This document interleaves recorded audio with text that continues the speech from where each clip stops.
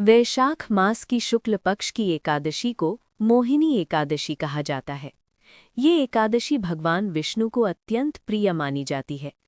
धार्मिक मान्यता है कि इस व्रत को श्रद्धा और विधि विधान से करने से मनुष्य के सभी पाप नष्ट हो जाते हैं और जीवन में सुख, शांति तथा समृद्धि का आगमन होता है।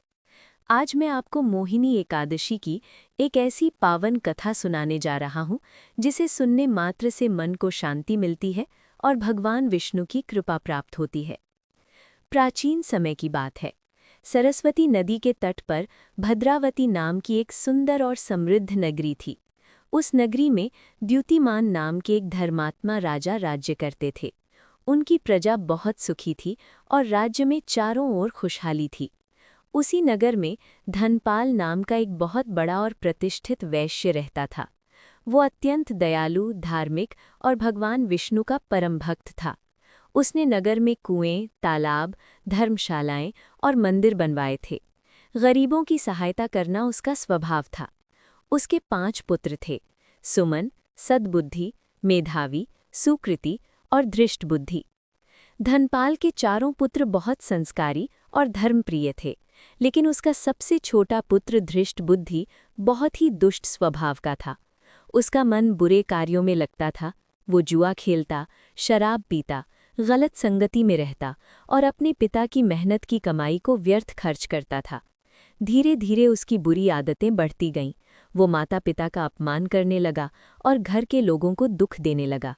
धनपाल ने उसे कई बार समझाया, बेटा, ये मार्ग विनाश की ओर ले जाएगा। भगवान विष्णु का स्मरण करो और अपने जीवन को सुधारो। लेकिन धृष्ट बुद्धि पर इन बातों का कोई प्रभाव नहीं पड़ा।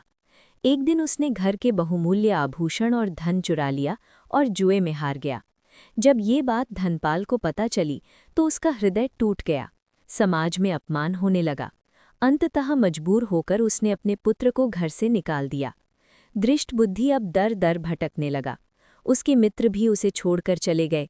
धन समाप्त हो गया तो भोजन के लिए भी उसे संघर्ष करना पड़ा। भूख से परेशान होकर उसने चोरी करना शुरू कर दिया। एक दिन वो राजमहल में चोरी करते हुए पकड़ा गया। सैनिक उसे राजा के पास ले गए। राजा ने उसके पिता के सम्मान को देखते हुए उसे चेतावनी देकर छोड़ दिया। लेकिन धृष्ट बुद्धि ने अपनी आदत नहीं बदली। उसने फिर चोरी की और इस बार उसे राज्य से बाहर निकाल दिया गया। वैशाख मास की शुक्ल पक्ष की एकादशी को मोहिनी एकादशी का। अब वो घने जंगलों में भटकने लगा। कभी फल खाकर तो कभी जानवरों का शिकार करके अपना जीवन चलाने लगा। उसका शरीर कमजोर हो गया और मन अशांत रहने लगा। उसे अपने पापों का एहसास होने लगा, लेकिन अब बहुत देर हो चुकी थी। एक दिन भूखा प्यासा भटकते हुए वो कौंडिन्य ऋषि के आश्रम के पास पहुंचा। उस समय वैशाख मास चल रहा था। आश्रम में शांत वातावरण था। ऋषि भगवान विष्णु की पूजा कर रहे थे। धृष्ट बुद्धि ने ऋषि के चरणों में गिरकर कहा, हे मुनिवर, मैंने जीवन में अनेक पाप किए हैं। मेरे कारण मेरे माता पिता को बहुत कष्ट सहना पड़ा। कृपया मुझे ऐसा उपाय बताइए जिससे मेरे पाप नष्ट हो जाएं और मेरा उद्धार हो सके। कौंडिन्य ऋषि ने ध्यान लगाया और उसके जीवन के सारे कर्मों को जान लिया। उन्होंने कहा, हे पुत्र, तुमने अनेक पाप किए हैं, लेकिन यदि सच्चे मन से पश्चाताप करोगे तो भगवान विष्णु अवश्य तुम्हें क्षमा करेंगे। वैशाख शुक्ल पक्ष की मोहिनी एकादशी आने वाली है। इस दिन श्रद्धा से व्रत करो, भगवान विष्णु का ध्यान करो और पूरी रात जागरण करके उनका नाम स्मरण करो। इस व्रत के प्रभाव से तुम्हारे सभी पाप समाप्त हो जाएंगे। धृष्ट बुद्धि को अपने जीवन का नया मार्ग मिल गया। उसने पूरी श्रद्धा से मोहिनी एकादशी का व्रत किया। प्रातःकाल स्नान करके भगवान विष्णु की पूजा की, दिन भर उपवास रखा और रात भर भजन कीर्तन करता रहा। उसने सच्चे मन से अपने पापों के लिए क्षमा मांगी। मोहिनी एकादशी के प्रभाव से उसके सारे पाप नष्ट हो गए। उसका हृदय निर्मल हो गया और उसे दिव्य शांति की अनुभूति हुई। तभी आकाश से दिव्य विमान प्रकट हुआ। भगवान विष्णु के दूत वहां आए और बोले, हे धृष्ट बुद्धि, मोहिनी एकादशी के पुण्य प्रभाव से तुम्हारे सभी पाप समाप्त हो गए हैं। अब तुम विष्णु लोक जाने के अधिकारी हो। ये सुनकर धृष्ट बुद्धि की आंखों से आंसू बहने लगे।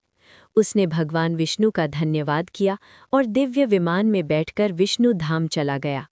हे भक्तों, इस कथा से हमें शिक्षा मिलती है कि मनुष्य कितना भी बड़ा पापी क्यों ना हो, यदि वो सच्चे मन से पश्चाताप करे और भगवान की शरण में आए तो उसका जीवन बदल सकता है।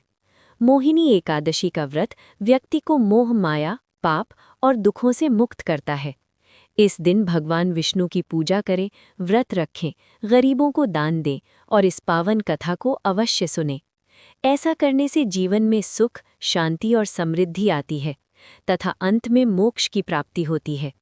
जो भी भक्त सच्चे मन से मोहिनी एकादशी की कथा सुनता या पढ़ता है, उसके जीवन की सभी बाधाएं दूर होती हैं। भगवान विष्णु सभी पर अपनी कृपा बनाए रखें। बोलिए मोहिनी एकादशी व्रत की जय। भगवान विष्णु भगवान की जय। अब वो घने जंगलों में भटक